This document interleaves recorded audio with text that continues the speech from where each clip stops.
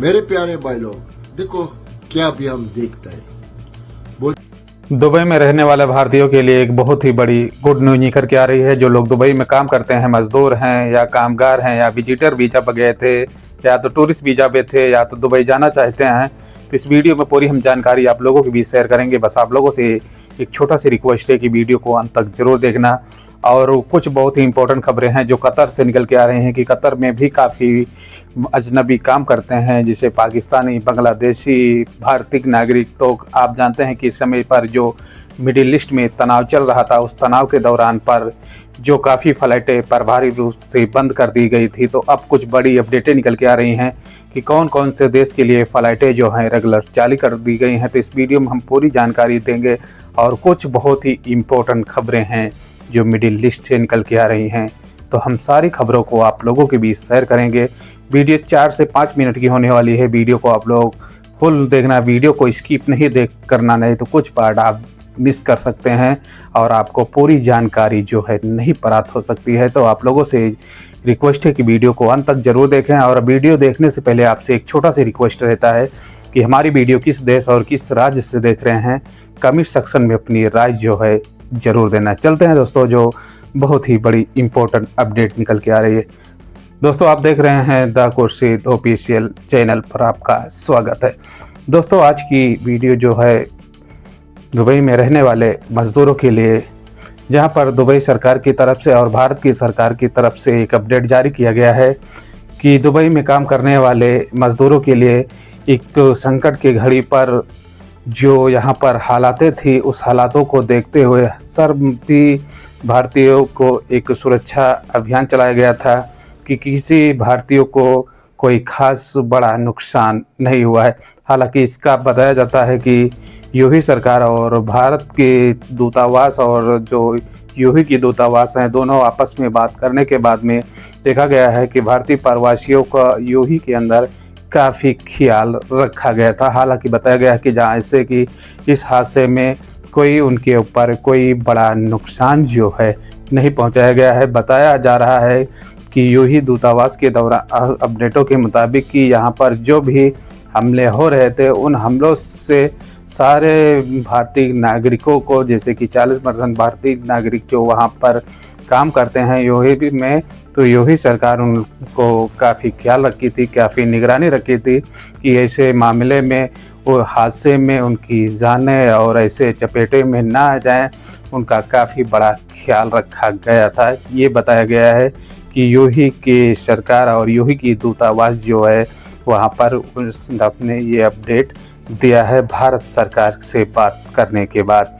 दूसरी important update जो निकल के आ रही है कतर से। कतर में देखा जा रहा है दोस्तों कि फ़्लाइटों की जो सेवा है वो 15 अप्रैल से शुरू कर दी जाएगी। जैसे कि आप जानते थे कि पहले ऐसे कुछ ही फ़्लाइटें जो हैं लिमिटेड वही चल रही थी, और वो फ़्लाइटें जो लिमिटेड चल रही थी उनका जो किराया था, जो उनकी टिकट की प्राइस थी, वो कहीं ना कहीं काफ़ी ज़्यादा था।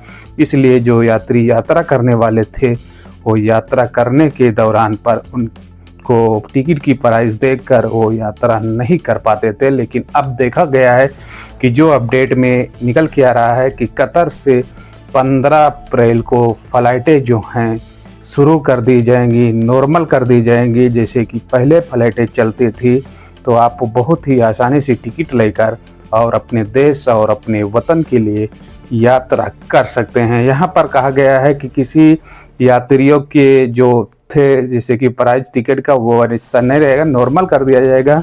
आप नॉर्मल टिकट ही लेकर आप यात्रा कर सकते हैं। तो ये देखा गया है कि कतर से अपडेट निकल कर आ रही थी।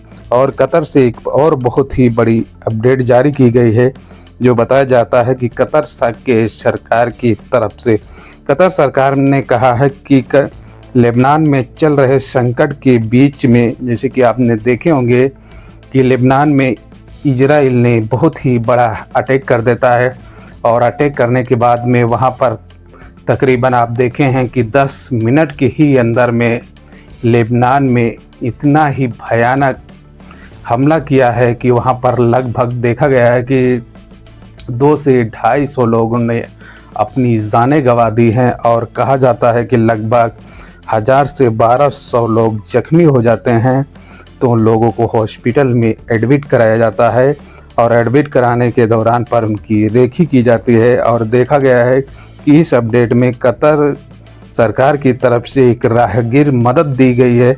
मदद दोस्तों ऐसा दी गई है कि 13 अप्रैल सोमवार को कतर से विमान सेवा जो है लेकर मेडिकल, जैसे कि वहाँ पर दवा की जो ज़रूरत है वो कतर की तरफ से बहुत ही बड़ी मात्रा में दवा कतर ने दे रहा है लेबनान को, जो वहाँ पर लोगों की इलाजों और लोगों की दवा की काफ़ी सख्त ज़रूरी है। तो इसमें देखा जा रहा है कि कतर सरकार ने लेबनान के रहने वाले लेबनानियों के लिए एक 72 अभियान और 72 राहगीर के लिए मदद के लिए आगे सामने उतरा है। दोस्तों देखा जा रहा है कि अभी तक जो इसमें मिडिल ईस्ट में तनाव चल रहे थे उस तनाव से कुछ अपडेटें निकल के आ रही हैं।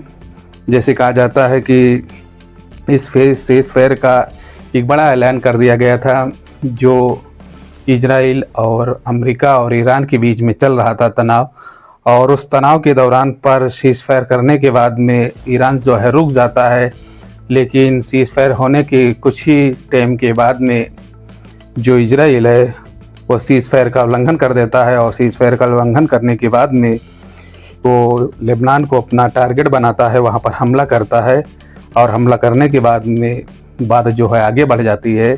दरअसल बात यहाँ पर आ जाती है कि जो सीज़फायर की बातें की थी और उसी सीज़फायर में जो ईरान की तरफ से 10 एग्रीमेंट रखे गए थे, इस 10 एग्रीमेंटों पर अमेरिका को साइन करना है कि यहाँ पर 10 ऐसे हमले हैं जहाँ पर ना किए जाएं। जो शर्त 10 थी ईरान की तरफ से, उसमें लेबनान का भी नाम था, लेकिन इजराइल जो है इन शर्तों को तोड़ते हुए लेबनान को अपना टारगेट बनाता है। और इसी दौरान पर जो पाकिस्तान के प्रधानमंत्री हैं नवाज शरीफ, जो इस समय पर देखा जा रहा है कि दुनिया में उनका चर्चा हो रहा है कि इतना भयानक जंग चल रहा था और जंग के दौरान पर कोई देश वाले सामने नहीं आते हैं, लेकिन उभरता हुआ चेहरा नवाज शरीफ पाकिस्तान का जब सामने आता है तो लोगों में काफ़ी एक सोच पैदा हो जाती है कि इतना बड़ा काम जो है पाकिस्तान कर रहा है। हालांकि